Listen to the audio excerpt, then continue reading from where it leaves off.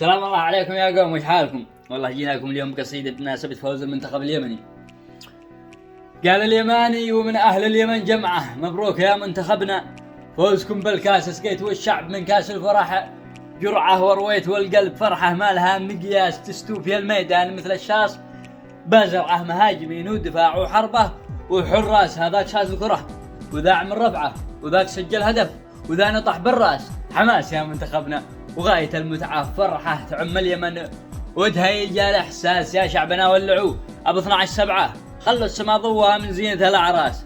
هذا عرس شعب على 5 ولا 9، ضووا سما أرضنا لا تعلنوا الإفلاس. تستاهل الكاس يا أحلام منتخب روعة، ما هو كاس الذهب، تستاهلوا الماس.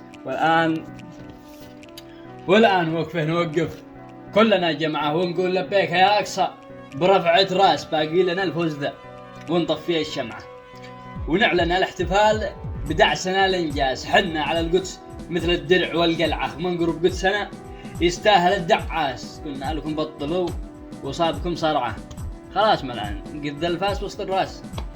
يا قدس قرب لقانا وحانت الرجعة، تشتو نجيب شي معانا بن أو بسباس؟